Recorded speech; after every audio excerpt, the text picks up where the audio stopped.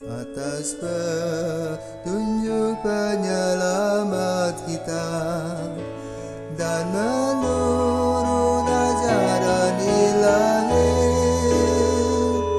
maka beranilah kita bernyanyi.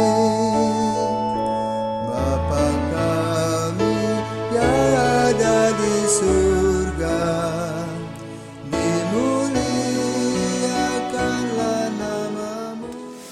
Saudara-saudara terkasih, selamat pagi. Salam jumpa lagi dalam Sabda Siap Saji Rabu 5 Januari, hari biasa sesudah penampakan Tuhan.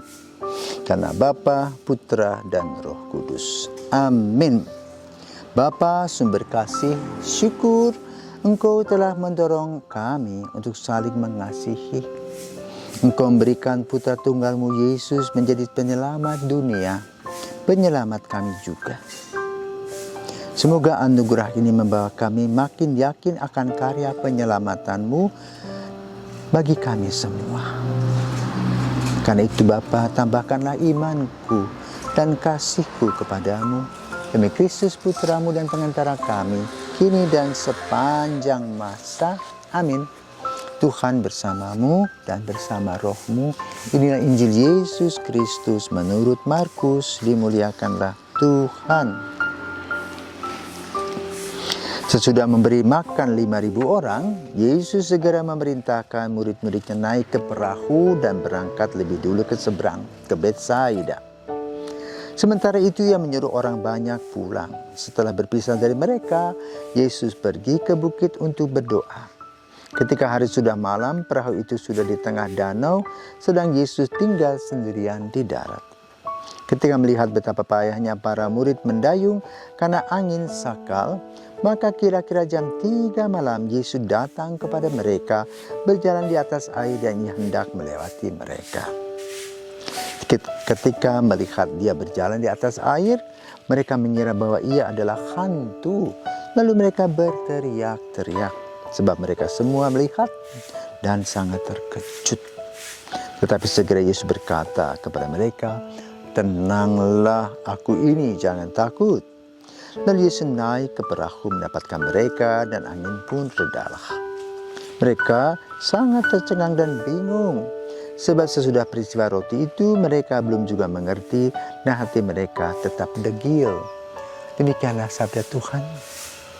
Terpujilah Kristus. Saudaraku terkasih, baru-baru ini erupsi Merapi dan Semeru. Juga gempa bumi di NTT. Semua orang panik. Mereka berlarian menyelamatkan diri. Untung erupsi itu hanya sesekali dalam hidup. Coba kalau tiap hari kita habis dipanggang.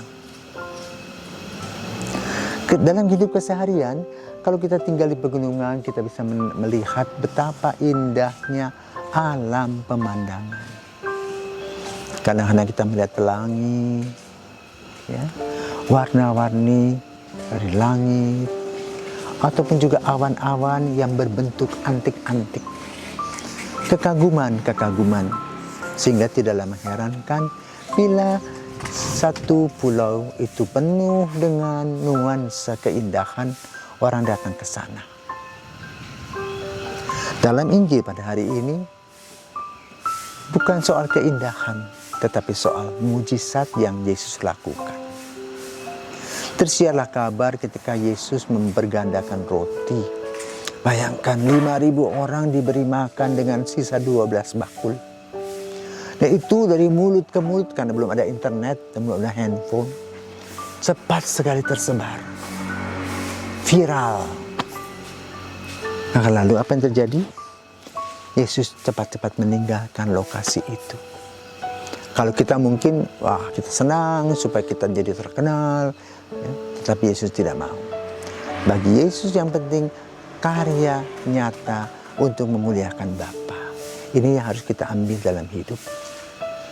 Yang kedua, bagaimana Yesus pergi meninggalkan mereka dan tengah malam dia berjalan di atas air. Ini pun juga hal yang luar biasa, yang belum pernah mereka lihat, Lalu apa yang ada dalam pikiran mereka? Mereka pikir itu hantu. Kenapa ada pikiran hantu? Karena orang tua kita biasa menakut-nakuti anak tentang hal-hal yang gelap tadi. Sampai sekarang masih, biarpun di zaman modern ini. Bahkan banyak film-film yang berkaitan dengan hantu-hantu itu. Tetapi Yesus ingin menegaskan bahwa Dia datang bukan sebagai hantu, tetapi sebagai Tuhan yang memberikan keselamatan dengan bukti, dengan mengatakan tenang, angin sakau. Dan angin itu menjadi tenang dan bisalah mereka dengan tenang menghadapi situasi. Lalu apa yang harus kita ambil dari perenungan ini? Kadang-kadang ada goncangan seperti tadi Semeru, Merapi, gempa bumi. Maka kita harus berpikir positif. Pertama, menyelamatkan diri. Kedua, percaya kepada Tuhan akan kasih karunia-Nya. Maka kita harus bergandengan tangan dalam situasi yang sulit. Dan mohon kepada Tuhan sebuah kekuatan baru agar kita bisa menghadapinya. Maka di tahun 2022 ini, mari kita bergandengan tangan, saling mengisi diri, membagi diri, dan juga membagikan kasih yang Tuhan berikan kepada kita, sehingga pengalaman pergantian roti tetap kita alami dalam hidup.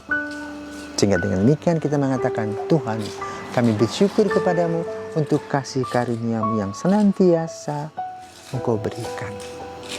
Betapa indahnya hidup ini selalu bersamamu. Semoga Tuhan memberkati.